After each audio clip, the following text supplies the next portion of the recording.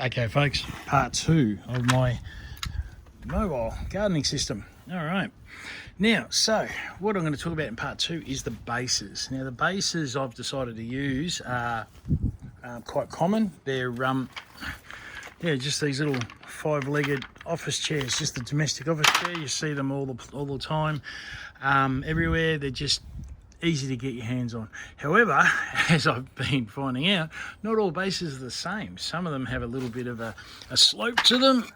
That one's not too bad. This one's, I think I'll be right with that one. But then you get ones that look really, really flat until you pull the dust cover off, and then you find a little ridge. And yeah, I just gave that a bit of a sand, and yeah, look, she'll work out all right. All right, so quite durable, should last quite a while outdoors. Plus the fact that they will be tucked in underneath the actual garden beds, so they might not get much weather at all. However, what we need to talk about is how to disassemble and prepare for what we need them for. So first thing to do is separate them from their strut or the base of the seat. What I found is that nearly every single one of them has one of these clips here, and these clips are quite easy to take off. There's like a little whale tail just here, and all you do is let's see if I can get this off first go. Come on, let's see. Lift that up and push that in that. There we go. Look at that. Push that in that direction. So if you look under there, it actually slides off. There's a little groove just. There we go. There's a little groove just in there where it actually slides onto. So that's nice and easy. But if you're pulling this apart on the nature strip, which I quite often do, what happens is when you pull it apart, this one I've already pulled apart previously. I'll just put 2 random ones together to show you how the clip comes off. But when you, oh no, there we go. When you pull them apart, there's a whole heap of stuff falls out everywhere. So please look after the caretaker of that piece of property or that lawn. And what happens is you get like washers, plastic spacers, and bearings. Now the bearings are nice, 5 nice little tiny ball bearings in a plastic cage is the most common, and the race for these is actually just on the washer. So it's not a really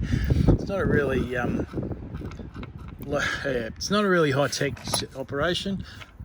It'll look something like that when it's actually in there. But all that, some of it will pop out, some of it will stay on there. Please pick it up. Don't leave it on the nature strip. That's just a little bit inconsiderate.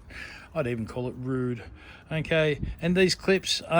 Look, I've seen. I think there's some sort of Holden Commodore that takes these clips, or there is a car. My son was chasing one of these a while back. These particular clips go on the gear linkages, I think, of a manual Commodore. I'm not sure, but anyway, doesn't hurt to have a few of these.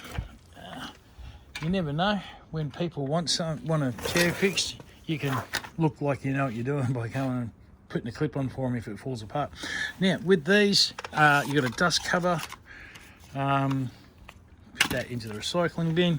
Then you've got yourself the base. Now these gas struts are actually quite strong. They take quite a bit of weight. I'm sure I'll eventually come up with a secondary use for these and repurpose from something, but for the time being they're probably just going to end up as scrap, which look, if it has to, it has to. I mean, it's rather recycle it and reuse it. Very rarely do I find a strut that's actually completely collapsed. That one hasn't popped back out again, so that one had already failed, and that's probably why it was on a nature strip. But even though it looks fairly new condition, some of these are very old, some of these are already seen a bit of weather. But yeah, you get what you get. And yeah, then when we get to the actual base itself, it looked at first like polypropylene. However, it was not. It is nylon in the form of, see if I can find one of these. It's actually got readable. It is. Always works best with a visual. Okay, here we go. Let's see if I can zero in on this. Okay, see if you can read that, guys. It is so PA 66 plus GF. Now the PA is polyethylene amides. It's a nylon, so basically it's nylon plus GF is glass fibre, so that's a nylon with glass fibre in it. So apparently that's actually quite a common material, used for all sorts of things, including sometimes petrol tanks in vehicles. Yeah, didn't know that, but there you go. If you see black plastic tanks in, I think they started coming out in the XT4s or something. Yeah, when we first saw black plastic tanks, we were just like, oh no, you can't have plastic tanks, that's just silly. But yeah, look, quite fire resistant. I'm sure firemen will tell us horror stories about how they will eventually catch fire and be very, very horrible. But then when you get these things, the next thing to do is to grab an appropriate hammer. Now, I'm lucky enough to have picked up a flat hammer. Obviously one end's come off, but I'll tell you what, this thing's gotten a heck of a lot more use than I thought it would do. Okay, so let's see if I can get this off in one hit, if I get it just right.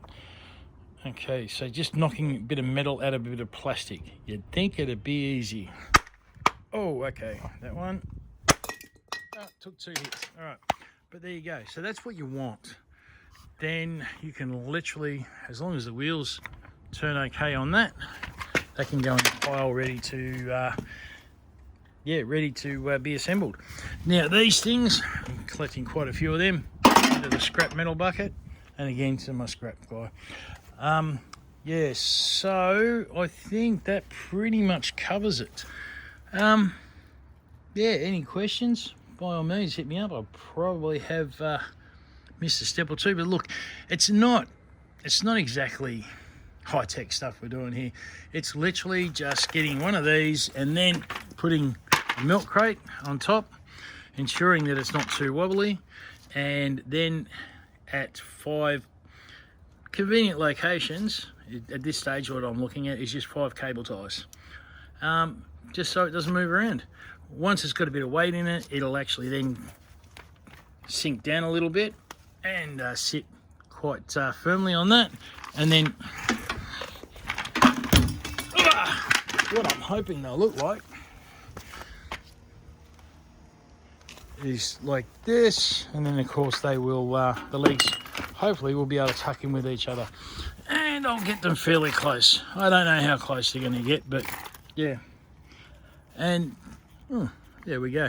If these do pop out,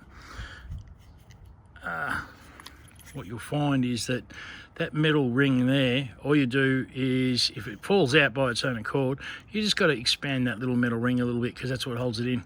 Okay, thanks guys. That's part 2. Part 3 will be to line it, but I'll get to that next.